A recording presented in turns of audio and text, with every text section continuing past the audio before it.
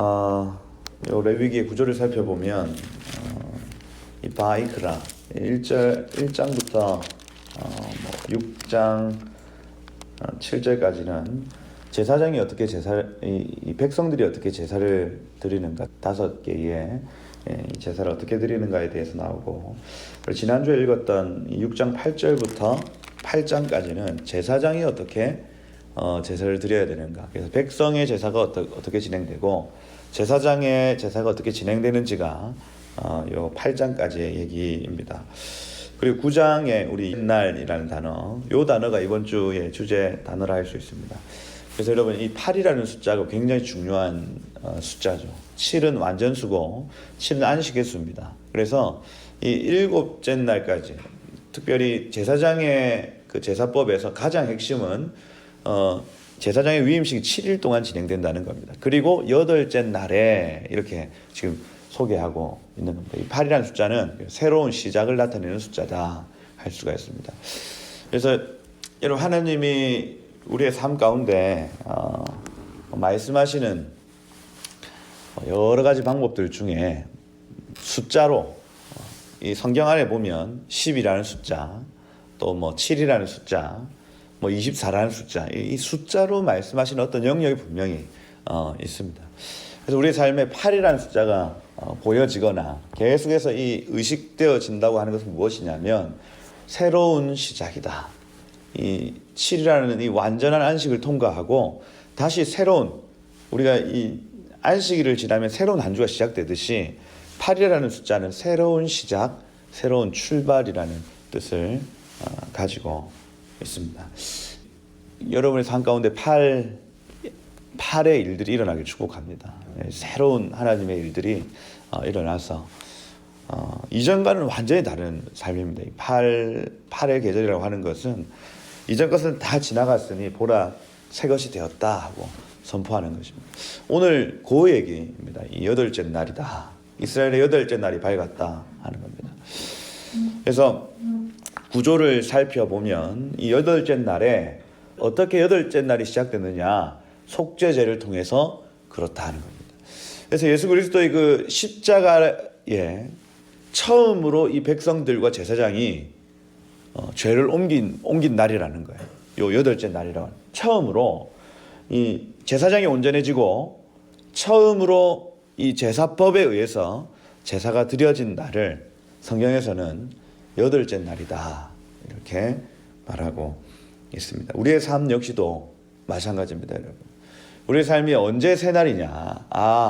예수께 내 죄가 옮겨진 그날, 내 마음의 주인으로 예수님을 모신 그날이 우리의 삶의 새날이다. 이 날마다 여러분 새날이 있을 수 있습니다, 그렇죠? 어제까지 지었던 그 죄, 그렇죠? 오늘 우리가 예수께 옮긴다면, 오늘 그 새날을 지금도 믿음으로 맞이할 수 있겠다 하는 거죠. 그 새날 다음에 나타나는 일이 이제 10장의 나답과 아비후 사건입니다. 다른 불을 들임으로 이렇게 제사장 그룹이 먼저 넘어지는 얘기가 나타나고요. 또 그 뒤에 남은 이제 엘르아살과 이다말도 16절에 실수하는 장면이 등장합니다. 등장합니다. 그래서 온전히 이 새날을 선포하고 이 새로운 은혜 가운데 들어갔는데 여전히 실수하고 넘어지는 장면이 또 등장을 하는 거예요. 그리고 11장에 이제 정결한 짐승규례 나오죠. 그러니 새날이 있은 다음에 11장에 정결한 짐승과 부정한 짐승을 구별하면서 이 거룩에 대한 얘기를 하고요. 6월절의 규례 역시 마찬가지입니다. 그 출애굽기 11장 12장에 보시면 6월절을 통해서 죽음이 넘어가는 일, 그죠? 그 다음에 바로 무교절이 등장하거든요. 이 누룩이 없는 절기로 들어가는 것입니다. 그걸 가르쳐 주는 건 유일합니다. 이 새날이 밝았으면 너희 거룩한 삶을 살아라 하는 겁니다. 살아라. 그리고 12장에 가보면 닷지리아라는 씨를 뿌린다 내지는 잉태하다, 출산하다라는 단어가 나타나거든요. 그래서 8째 날이 시작되고 거룩한 삶을 살면 잉태하고 출산하는 일들이 있겠다. 요 얘기가 흐름 안에서 우리에게 주어지는 일이라는 거죠. 여러분, 결국에는 하나님 여러분의 삶에 열매 있는 삶을 원하시더라. 잉태하고 출산하고 어떤 열매가 맺어질지는 모르지만 여덟째 날을 통과하고 거룩하게 우리의 삶을 구별해드리면 반드시 나타나는 것이 열매더라. 이 흐름 가운데 여러분 있으셔야 돼요. 그렇죠? 그래서 우리가 열매 없는 삶이 왜 그렇습니까? 새날이 밝았습니다. 이 부정한 짐승과 이 정결한 짐승의 규례, 이것이 잘 통과가 되어지지 않는 거예요. 무엇을 먹어야 될지, 무엇을 먹지 말아야 될지. 되새김질을 하는 짐승을 먹고 쪽발이 갈라진 짐승을 먹고, 그죠? 이 되새김질은 뭡니까? 말씀을 계속해서 묵상하는 삶을 살아라 하는 겁니다. 쪽발은 뭡니까? 세상과 구별된 어떤 모습을 얘기합니다. 이 짐승의 규례만 봐도 하나님이 우리 가운데 원하시는 것이 무엇인지가 눈에 환히 보이는 겁니다. 그래서 여덟째 날이다. 여덟째 날 이후에 정결한 삶을 하나님 원하시더라. 정결한 삶 이후에는 하나님 반드시 열매를 맺게 하시더라. 그래서 여러분, 여덟째 날 위임식이 완전히 통과된 날입니다. 히브리어로 여덟째 하면 쉐미니라는 단어고요. 시편 6편, 시편 12편 이런 데 보면 스미닛에 맞춘 노래, 그게 이제 여덟째 음에 맞춘 노래 이 뜻입니다. 그래서 그 노래는 새로운 시작의 노래라 할 수 있습니다. 시편 6편, 시편 12편 이런 본문들. 이번 주 본문하고 같이 읽는 본문이 사무엘상 20장 18절부터 42절까지인데 이게 어떤 본문이냐면 요나단이 월삭 때 다니엘에게 너 화살을 이렇게 쏘면서 떠나가라. 새날입니다. 새날. 너 이제 사울의 장막에서 벗어나 새날 떠나가서 새로운 삶을 살아라 하는 그 장면이 이번 주 본문하고 같이 읽는 본문이라 할 수가 있고요. 그리고 신약의 본문은 마태복음 3장 11절에서 17절까지인데 그 본문은 이제 세례 요한이 예수님께 모든 권위를 위임하는 장면입니다. 나는 그의 신들매도 감당할 수 없다. 다 그분께 가라 하는 얘기가 요 본문과 함께 읽혀지더랍니다. 무언가 요나단에게서 다윗에게로, 또 세례 요한에게서 예수님께로. 요나단과 세례 요한은 뭡니까? 이 예비하는 겁니다. 내가 할 역할은 요 면류관을 잘 간직했다가 그분께 드리는 것이다 하고 이렇게 위임하는 본문들을 이번 주 본문에 같이 읽더라 하는 겁니다. 무슨 기준으로 그렇게 읽는지 모르겠지만 에스라가 요 본문과 함께 사무엘상 20장을 같이 읽어라 하고 이렇게 코멘트를 달았고, 여기 마태복음 본문 같은 경우에는 후대의 랍비들, 예수 믿는 랍비들이 마태복음 3장을 같이 읽는 것이 좋겠다고 적어놓은 것이다. 그래서 여덟째 날이다. 자, 계속해서 말씀을 드리는 건 새로운 시작이다. 이것이 어떤 사람에게서 다른 사람에게로 권위가 위임되어지더라. 이걸 여러분 꼭 기억을 하셔야 됩니다. 그럼 이번 한 주 동안 기대함으로 무언가 하나님 새로운 일을 시작하실 수 있겠구나. 그렇죠? 인생이 재밌습니다. 저도 이제 아파트 10층에서 8층으로 이사해요. 8이라는 숫자에 대해서 하나님 한 2개월 전부터 계속 말씀을 하셨거든요. 새로운 시작이다. 새로운 시작. 이 고난을 통과하면 너 새로운 시작이다. 그래서 오늘 이 본문이 저한테는 굉장히 좀 중요한 본문입니다. 사실은. 정확하게 통과해야 되는 거예요. 그 뒤에 보니까 정결한 짐승, 부정한 짐승. 정말 거룩함을 원하시는구나. 그 뒤에 보니까 닷질이야. 잉태하고 출산하는 일들이 또 있겠구나. 이렇게 보여진다는 거죠. 아니라 할 수 있겠지만 이렇게 해야 인생이 재밌다는 겁니다. 내 삶 가운데 하나님이 지금 살아계시고 하나님 지금 무언가 나에게 일하려고 하시는구나. 그래서 7은 완성의 숫자요, 8은 시작의 숫자다. 노아의 홍수 일어날 때 여러분 8명이 방주에 탑니다. 그렇죠? 이건 역시도 이 8이라는 숫자고요. 그리고 난지 8일 만에 할례를 받아라. 요 얘기도 새로운 어떤 영적인 시작을 의미합니다. 그 다음에 초막절이 지나고 8일째가 이 쉐미니 핫제렛이라고 해서 새로운 시작. 뭐 천지 창조가 언제 일어났느냐. 그래서 뭐 BC로 이렇게 넘어가 가지고 10월 6일 이렇게 돼 있는데 이게 이제 초막절이 끝난 그 다음 날을 천지 창조가 일어난 날로 보거든요. 이게 쉐미니 핫제렛이라는 단어입니다. 그래서 새로운 시작이라는 단어이죠. 그래서 제사장 위임식이 끝나고 첫 제사가 드려진 날을 8째 날로 보더라. 장로들을 불러다가 요는 그겁니다. 2절에 보면 아론에게 이르되 속죄제를 위하여 흠없는 송아지를 가져와라. 번제를 위하여 흠없는 순양을 여호와 앞에 가져와라. 3절에 보면 이스라엘 자손에게 또 속죄제를 위해 번제를 위해 이제 이 제물들을 가져와라. 그리고 화목제를 위하여 드릴 수소 순양을 가져와라. 그래서 이 5대 제사에 대해서 명령하는 얘기가 4절까지 이제 나타나는 겁니다. 하나는 아론을 위하여, 하나는 이스라엘 온 백성을 위하여 가져와라. 근데 여기서 재밌는 것이 흠없는 송아지라는 요 단어 안에 암소의 송아지를 가지고 오고 이렇게 되어 있습니다. 이 원어상으로 암소라는 단어가 적혀있는데 지금 빠졌습니다. 한글 번역에는. 그리고 3절에 이 순념소 앞에도 암염소의 순념소 이렇게 되어 있습니다. 그래서 이 제가 볼 때는 굉장히 중요한 단어거든요. 엄마가 있는 송아지를 가지고 오고 그 다음에 우리말로 치면 아내가 있는 순념소를 가지고 와라. 이건 제물의 속성에 대해서 지금 나타나는데 속죄제의 제물에서 지금 암소의 새끼를 가지고 오고 그리고 암소의 남편 된 순념소를 가지고 오라는 얘기를 하는 거예요. 엄마 소에게는 새끼가 얼마나 귀합니까? 그리고 암염소에게는 순념소가 얼마나 귀합니까? 그거를 딱 취해서 속죄제로 드리라는 얘기를 지금 하고 있는 거예요. 하나님께는 이 속죄 제물 대신 예수님이 그 정도로 중요했다는 얘기가 지금 여기에 나와 있는 겁니다. 근데 그 암소라는 단어가 빠지면 그냥 몸이 건조해지죠. 그런데 암소의 새끼를 가지고 와라. 붙어 있는. 여기 지금 원어상으로 보면 굉장히 가깝게 붙어 있는 암염소의 순염소를 가지고 와라. 가까이 붙어 있는.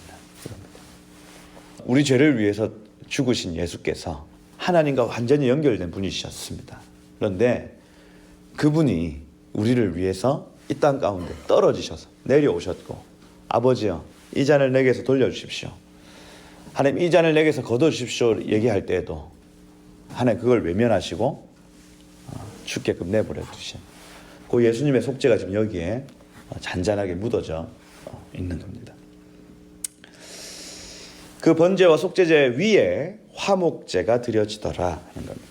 6절에 보면 너희에게 그러면 영광이 나타나리라. 제가 22, 23, 24절을 왜 읽었습니까? 6절의 성취라는 거예요. 번제와 속죄제 위에 화목제를 드리니 반드시 나타나는 현상이 뭐라고요? 하나님의 영광이 임한다는 겁니다. 하나님의 영광. 8절부터 10절까지는 아론의 속죄제가 나타나고요. 그 다음에 12절부터 14절에는 아론의 번제가 나타납니다. 그리고 15절 백성의 속죄제, 16절 백성의 번제, 17절 백성의 소제, 18절 백성의 화목제 이렇게 쭉 나타나고 있습니다. 이 제사에 대해서는 제가 저번에 계속 말씀을 드렸고 여러분 이 바른 예배가 드려지니까 22, 23, 24 하나님의 불이 나타나더라 하니 그래서 여기서 주제는 뭐냐면 바른 예배에는 반드시 성령의 나타나심이 있더라 하는 겁니다. 반드시 나타납니다. 그래서 속죄제와 번제를 통과하고 화목제를 통과한 다음 여기 22절에 보면 아론이 나와가지고 손을 들어 축복하거든요. 민수기 6장 24절부터 26절입니다. 여호와는 내게 복을 주시고 너를 지키시기를 원하고 이 아론의 축복을 했다는 겁니다. 이 죄가 속하여진 백성들을 향해서 축복하기 시작합니다.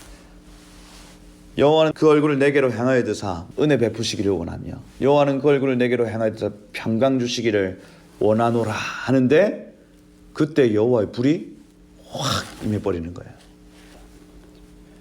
여호와 영광이 온 백성에게 나타나며 불이 나와 제단 위에 번제물과 기름을 완전히 살라버립니다. 온 백성이 이를 보고 소리를 지르고 엎드렸다. 엎드렸다. 우리가 바르게 예배하고 이 온전한 제사가 올려드려지면 반드시 나타나는 현상이 하나님의 임재입니다. 임재. 그게 때로는 뭐 금리발로 나타날 수 있어요. 금리발 왜 아말금 이가 금리로 바뀝니까? 모릅니다. 그런데 한 가지 알 수 있는 건 하나님이 하셨다는 겁니다. 하나님. 그래서 그게 의미하는 게 뭐예요 도대체? 저도 잘 모르겠습니다. 그런데 하나님이 지금 여기에 오셨다는 건 알겠어요. 이겁니다. 저 고신교회 제 1영도 교회라고 영도에 제가 신앙생활 처음 했었는데 고신교회입니다. 여러분. 120년 된 교회.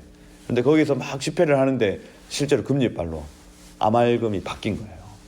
그래서 당에 불려갔지 않습니까? 그 여자분이 불려가가지고 어떻게 바뀌었냐? 저도 모릅니다.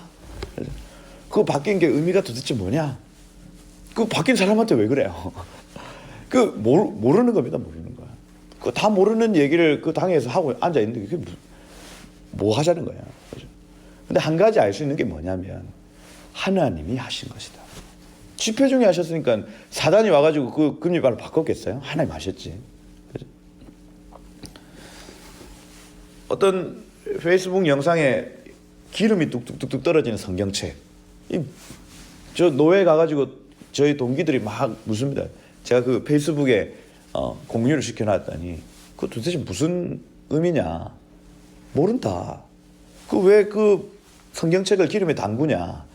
성경책을 기름에 담그는 게 아니고 성경책에서 기름이 뚝뚝뚝 떨어진 거다. 아, 그렇구나.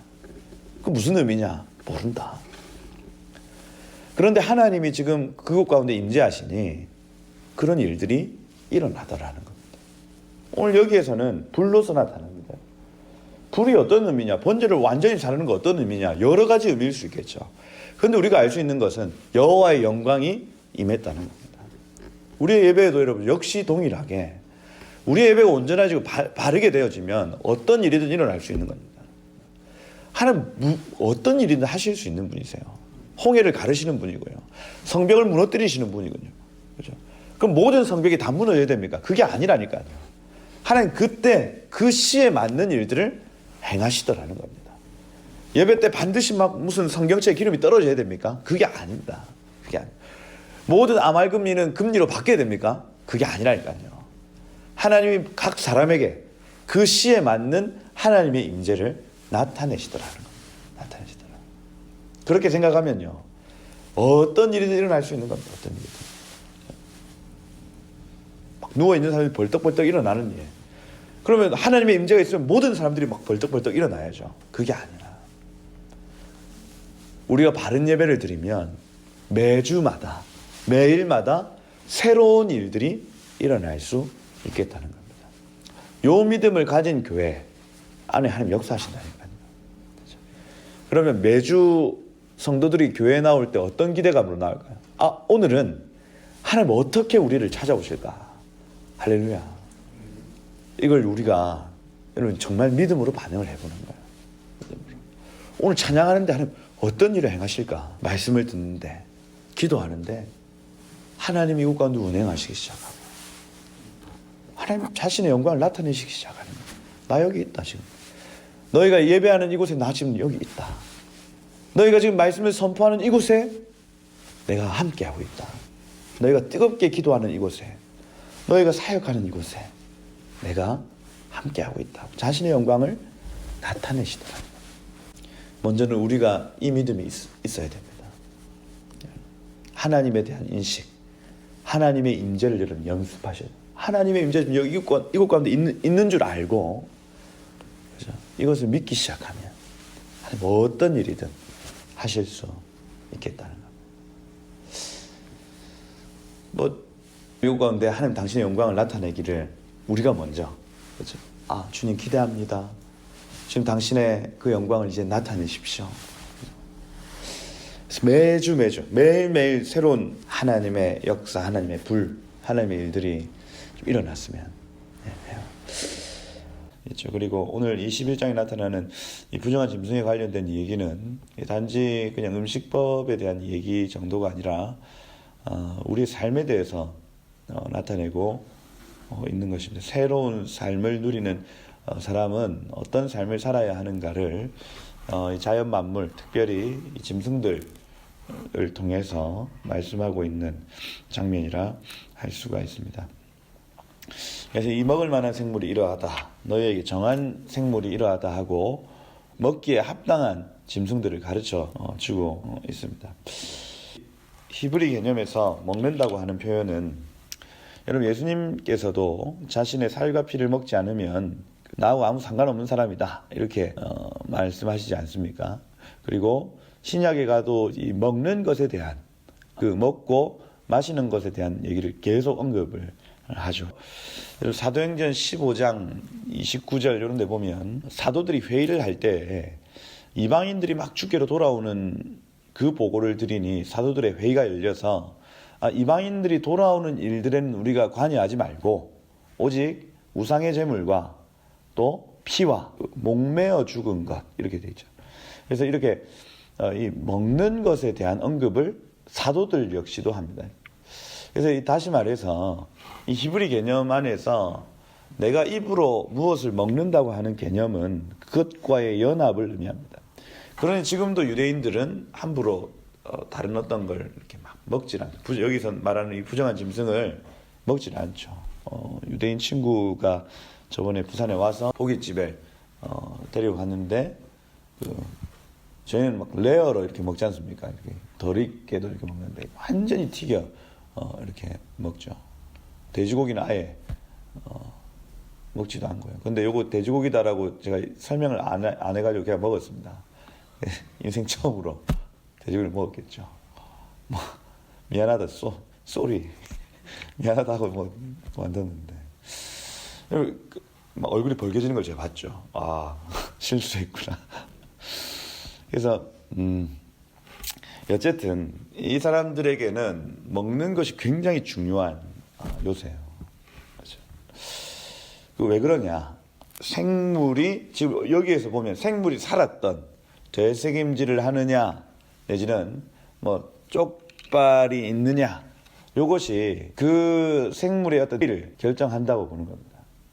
그래서 여러분 뭐 오늘 첫 번째로 나타나는 이 베헤마, 그러니까 이 가축 중에 너희가 먹을 만한 것이 있는데 그게 뭐냐면 쪽발이 되고 새김질을 하는 것은 먹어라, 이렇게 되어 있습니다. 쪽발이 되고 새김질을 하는 것. 이 쪽발이 의미하는 게 뭡니까? 여러분 이게 이제 파라스라는 단어거든요. 쪽발이라는 단어가 파라스. 이 파라스는 완전히 갈라진, 둘로 완전히 갈라진 틈이 있어야 된다 하는 겁니다. 그러니 이렇게 붙어 있으면 안 됩니다. 이 쪽발이라도 붙어 있는 것 말고 완전히 갈라져 있는 상태의 발이어야 한다는 겁니다. 이걸 어느 주석을 봐도 세상과의 구별로 봅니다. 그래서 유대인들도 그 랍비들의 주석 역시도 그 세상과 이방인들과의 구별을 말하죠. 이방인들, 불신자들과의 구별입니다. 그래서 발이 구별되어야 된다. 발이 구별되어야 된다. 이거를 뭐 어느 선까지 이제 해석을 적용을 할 수 있을까? 일단은 두리뭉실하게 적용을 하면 우리는 세상과 구별된 삶을 살아야 한다. 이게 이제 이 새로운 시작의 삶입니다. 십자가를 통과한 사람들의 첫 번째 삶은 어떤 삶이냐? 구별된 삶이다. 그게 뭐 다른 것 아니고 이제 발에 초점을 맞추면 우리의 모든 발걸음이 구별된 발걸음이어야 한다. 이렇게까지 이제 적용이 가능할 수 있죠. 쪽발이어야 된다. 그래서 여러분 저희는 뭐 돼지고기, 저희는 족발 먹지 않습니까? 그거 먹을 때마다 우리가 생각을 하는 겁니다. 이 족발을 뜯으면서 우리는 구별된 삶을 살아야 돼. 이렇게 갈라져 있는 이 발처럼 우리는 세상과 구별된 삶을 살아야 되는구나. 새김질이라는 단어는 게라라는 단어인데 이 가라르라는 단어가 원형입니다. 가라르. 이 가라르라는 단어는 끌어당기다라는 단어예요. 끌어당기다. 그래서 여러분 이 한번 이렇게 꿀꺽 삼킨 거를 다시 끌어당겨 가지고 씹고, 소가 위가 몇 개나 있다면서요. 그래서 첫 번째 위로 들어간 거를 다시 끌어당겨 가지고 씹어 가지고 두 번째 위로 또 넣고, 또 끌어당겨 가지고 또 씹어 가지고 세 번째. 그러니 여러분, 소가 배설물을 배출하면 뭘 먹은지 알 수가 없지 않습니까? 이게 이제 그 되새김질을 해서, 그죠? 그렇게 되는 거죠. 이 새김질하는 거, 이 게라라는 단어, 이 하가라는 단어가 여기에서 유래를 하는데, 이 묵상하다, 읊조리다라는 단어가 여기에서 유래를 합니다. 다시 말해서 하나님의 말씀을 먹어서 이것을 한번 소화했다가 또 이것을 되새김질하고 또 살아내고, 새김질하고 살아내고, 이 묵상하는 삶에 대한 언급이죠. 그래서 여덟째 날을 사는 사람은 두 번째 삶을 살아야 되는데, 하나님의 말씀을 씹고 또 씹고 또 씹고 또 씹는 삶이라는 거예요. 소화해내는. 그런데 여러분, 이 두 가지 중에 한 가지만 있는 짐승도 부정하대요. 여러분, 이 두 가지가 다 있어야 된다는 겁니다. 말씀을 묵상하는 삶과 세상에서 구별된 삶, 이 두 가지를 다 가져야 이것이 정한 짐승이다. 요건을 갖추는 짐승이 몇 없어요. 양, 염소, 소. 그렇죠? 양, 염소, 소. 그러니 뭐 다른 건 부정하다. 낙타 부정하다. 사반, 이 바위 너구리 아닙니까? 부정하다. 토끼도 부정하다. 돼지도 부정하다. 그래서 요 베헤마, 이 가축들이 가르쳐주고 있는 것이 무엇이냐? 구별된 삶을 살 것과 말씀을 묵상하는 삶을 살 것. 이 하나님이 우리에게 주신 이 말씀을 늘 먹고 그것을 소화하는 삶을 살아라 하는 것입니다. 그 다음 9절부터 12절까지는 물에서 있는 것 중에 정한 것이 있는데, 지느러미와 비늘이 있는 것은 너희가 다 먹어도 된다. 그것과 함께 하나 되어도 된다 하는 겁니다.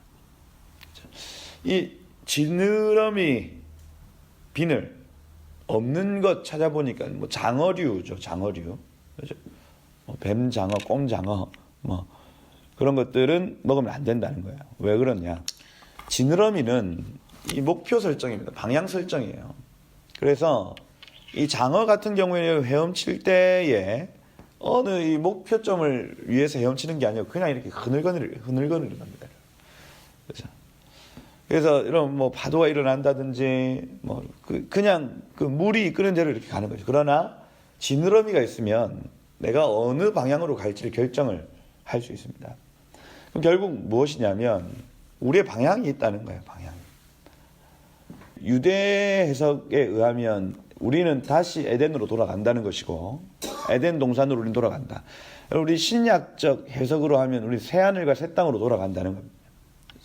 우리가 장차 들어가야 될 본향이 있다 하는 것을 이 지느러미가 지금 나타내고 있는 거예요.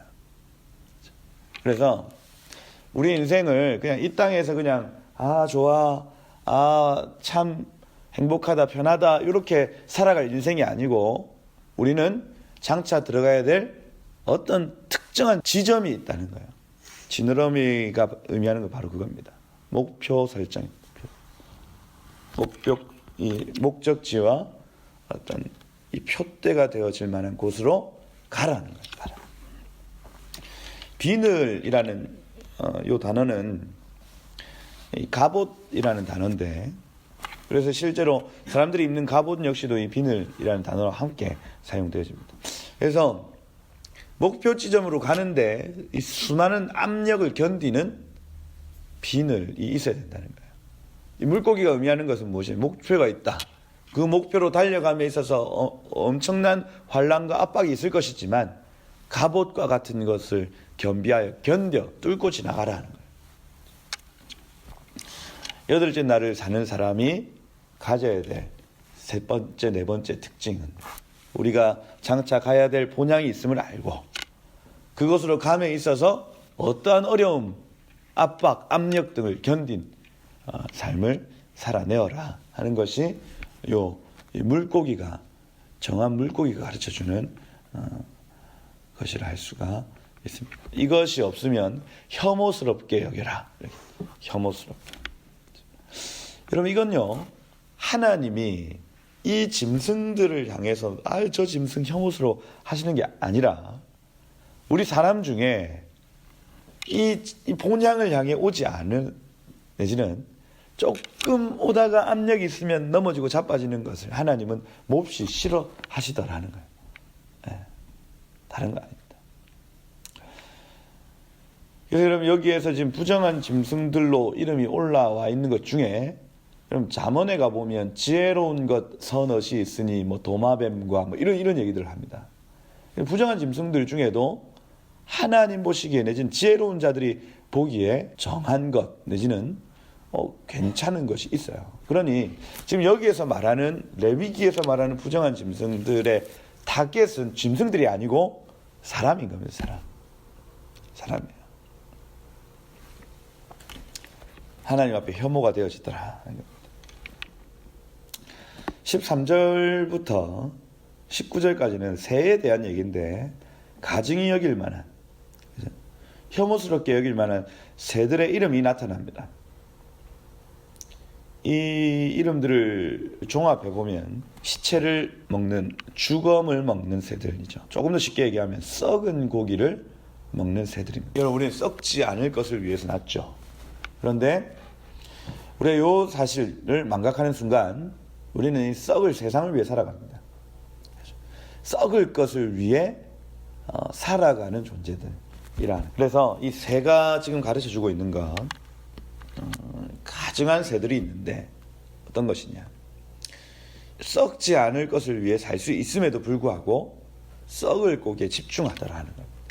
우리 이 땅에 살면서 썩을 것에 집중하더라는 거예요. 요한계시록 19장, 20장, 21장 이런 데 가보면 큰 성 바벨론이 멸망하는 장면이 등장합니다. 거기에서 우리가 타고 있는 말, 차, 이 썩을 것에 대해서 얘기를 하는 거예요. 요한계시록 18장에 가보면 2절에 보면 이럴 수 있습니다. 무너졌도다 무너졌도다 큰 성 바벨론이요 라고 귀신의 처소 각종 더러운 영들이 모이는 곳 더럽고 가증한 새들이 모이는 곳이 되었도다. 가증한 새들이 모인다 했죠. 이 시체가 쌓여 있어서 가증한 새들이 와서 그걸 다 먹으려고 지금 모이고 있다는 거예요. 9절에 가보면 그와 함께 음행하고 사치하던 땅의 왕들이 그 타는 연기를 보고 울고 가슴치게 될 것이다. 그리고 12절부터 이 썩을 것들에 대한 얘기들이 쭉 등장을 합니다. 금, 은, 보석, 진주, 이 장신품들, 그 다음에 세마포, 자주 옷감, 비단, 붉은 옷감, 옷이죠. 그래서 우리가 하는 어떤 귀걸이, 목걸이, 이런 어떤 그 모든 기금속들과 우리가 귀하게 생각하는 옷들과 향목, 각종 상아 그릇, 요거는 이제 보십시오. 지금 의, 식, 주, 우리가 지금 굉장히 중요하게 생각하는 모든 것들이 장차 바벨론 성이 멸망할 때 같이 망하게 된다고 지금 얘기합니다. 값진 나무, 구리, 철, 이거 집을 짓는 도구 아닙니까? 그죠? 요 12절까지는 대리석으로 만든 그릇이요. 여자들이 좋아하는 거죠. 옷, 집, 그릇. 13절에 보면 계피, 향료, 향유, 유향. 이거 이제 화장품이고요. 포도주와 감람류, 고운 밀가루, 밀, 소, 양, 먹을 거죠. 먹을 거. 그러니까 여기 지금 의식주 여기 지금 다 적혀 있습니다. 말과 수레, 타는 것 아닙니까? 이 종들과 사람의 영혼들이라. 이거 다 바벨론에 속한 사람들이 팔고 있었다는 거예요. 팔고 있었다. 근데 요거 파는 일에 집중하는 사람들이 바벨론 성이 멸망할 때 함께 멸망하더라는 겁니다. 여기에 소망 두고 살다가, 그죠?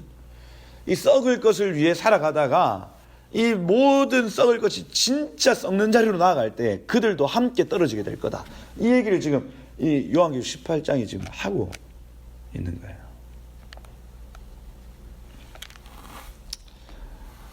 여러분, 행복은요, 영원한 행복을 소유함이 있지 않습니다. 우리가 이 땅에서 먹을 것, 마실 것, 입을 것, 살 것, 여기에 집중하고 살면 나중에 여러분 정말 하나님이 가증히 여기시는 이 새들처럼, 이 지금 새들에게 가증히 여긴다라고 얘기하는 게 아니라 썩을 것을 위해 사는 사람들은 나에게 있어서 가증스럽다, 이 얘기를 하는 거예요. 물론 우리가 편하게 사는 것 좋죠. 그러나 그걸 위해 사는 것과 그렇게 사는 것은 달라요. 이 한국 사회가 이 적당히 하는 선을 넘었잖아요. 지금 그렇잖아요. 옛날에는 요거만 있었으면 좋겠다. 여기에 여러분 보편적인 게 있었는데 지금은요, 이 상대적 박탈감 이런 게 너무 도가 넘었습니다. 제가 볼 때. 새 중에 가증히 여길 것은 이것이다. 레위기 11장에 이 썩은 고기들을 위해 사는 새들은 하나님 보시기에 가증스럽다. 가증스럽다. 20절, 11장 20절부터 23절까지는 날개가 있고 네 발로 기어다니는 곤충은 혐오할 것이다. 이렇게 되어 있습니다. 날개가 있음에도 불구하고 기어다니는 것들, 이렇게 얘기를 해요. 그래서 여러분, 날개가 있으면 날아야죠. 그래서 하나님께 부름받은 사람들이 하늘을 날아야 되는데 늘 땅에 거하더라는 겁니다. 땅에 거하더. 날개가 있음에도 불구하고 땅에 거하는 곤충은 부정하다, 가증스럽다. 믿는 자의 삶입니다, 여러분. 하나님이 날개를 주셨죠. 하늘을 살 수 있는 특권을 주셨는데도 불구하고 여전히 땅에 머물러 사는 이 곤충이 부정하다. 나중에 29절에 가보면 아예 땅에 배를 붙이고 다니는 짐승은 너무너무 부정하다, 이 얘기를 첨가시켜 놓고 있습니다. 뱀, 도마뱀 이런 것들이지 않습니까? 그런 여러분, 우리는 지금 이 본문에 나타나는 짐승들을 보면서 가끔 볼 때가 있잖아요, 여러분. 뭐 도마뱀, 뱀은 잘 못 봅니다, 그죠? 뱀은. 저도 뱀 군대에서 보고 깜짝 놀라서 도망치고 너무 무서운 거예요. 뱀 보셨죠? 예. 진짜 작은 뱀이었는데도 겁이 나가지고 도망치고 이렇게 했었습니다. 뱀을 딱 봤다. 그러면 다른 거 생각할 게 아니고 저게 배를 땅에 붙여 사는구나 하고 생각하는 겁니다. 배를 완전히 땅에 찰싹 달라붙어 가지고 하늘에 관심이 있습니까, 없습니까? 없죠. 오직 이 흙 먼지를 휘날리면 내가 먹을 것이 어디에 있는지를 찾아다니는 그 모습을 보면서 나는 저렇게 살면 안 된다. 요거를 보라는 거예요. 요거를. 돼지 먹으면서 뭐 생각하라고요? 쪽발 생각하는 거예요. 아, 내 족발을 먹으면서 내 인생은 이 세상과 구별된 삶을 살아야 되는구나 하고 기억하라는 거예요. 기억해라. 뱀 장어를 먹으면서 이 목표 설정이 없는 이 부정한 물고기네 하고, 여러분, 우리는 이방인입니다. 먹어도 됩니다. 여러분, 이방인의 정체성을 분명히 아십시오. 먹어도 돼요.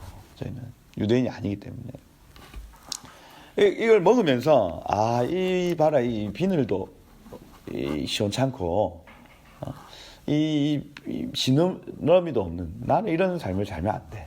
내가 먹어 없애야겠다. 먹는 거죠. 이렇게 이 하나님이 보여주신 이 짐승들 안에 있는 특징들을 보고 우리의 삶을 돌이켜라. 이게 지금 이 기록 목적입니다. 기록 목적.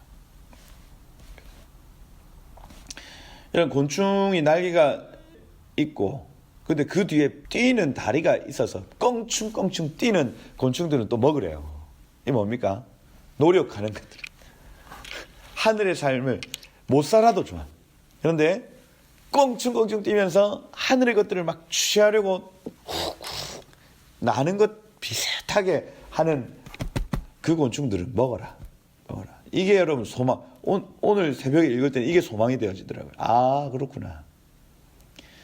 우리 날개가 있어도 날지 못할 때가 있구나. 그러나 우리의 지향하는 바가 계속 하늘 이어야만 하는, 하늘을 보고 살아라 얘들아, 아들들아, 딸들아, 하늘 보고 살아라. 우리의 소망이 하늘에 있습니다. 할렐루야. 우리의 소망이 하늘에 있죠. 만약에 우리의 소망이 이 땅에 있었으면 우리 얼마나 비참합니까? 죽음이 있고요. 결국 여러분 죽음을 향해 달려가는 삶입니다. 그러나 우리의 소망이 하늘에 있으므로 우리 이 땅은 한 번 죽는 것은 사람에게 정한 것이요. 그래서 그 한 번 죽음은 모두가 통과하는 것이지만 우리의 소망이 하늘에 있으므로 그 죽음이 우리에게는 절망이 아니라 장차 다가올 소망의 통로 내지는 그냥 단계인 겁니다. 여러분 하늘을 바라보십시다. 하늘을 보고 우리 살아야 됩니다. 그것이 하나님 보시기에 아름답다, 좋다. 여러분 이러한 삶은요 반드시 주변에 영향을 끼칩니다. 그 사람이 질그릇을 만지면, 부정한 사람이 질그릇을 만지면 그 질그릇이 부정하여지고, 거룩한 사람이 질그릇을 만지면 그 질그릇은 거룩한 것이 성물이 되어집니다. 영향력이 있다는 거예요. 여러분이 사는 삶에는 반드시 영향력이 있습니다. 그래서 여러분이 부정한 삶을 사느냐, 여러분이 이 정한 삶을 사느냐, 거기에 따라서 여러분 주변이 하나님의 나라가 이루어지느냐 내지는 이 사단의 나라가 이루어지느냐 결정되게 됩니다. 여러분 이 하루를 이 짐승들이 가르쳐주고 있는, 자연 만물이 가르쳐주고 있는 이 정한 하나님의 나라를 사시기를 축복합니다. 구별되고 하늘을 바라보며 살며 생명의 떡 대신 예수 그리스도를 먹음으로 그 영원한 생명을 살아내시기를 축복해요. 그래서 여러분 주변에 이 선한 영향력이 흘러가서 주변에 있는 모든 사람들이 함께 정하여지고 거룩하여지는 축복이 있기를 축복하고, 새로운 시작이다. 여러분 삶 가운데 하나님 새 일을 행하시기를 축복합니다. 이번 주에, 그렇죠? 이번 주에. 그래서 이 말씀이 정말 살아있구나, 운동력이 있구나, 하나님 역사하는 힘이 여기에서 나타나는구나. 그것을 통해서 온전한 예배를 통과하고 하나님의 영광을 체험하고 거룩한 삶으로 나아가는 여러분 되시기를 예수 이름으로 축복합니다. 기도하겠습니다.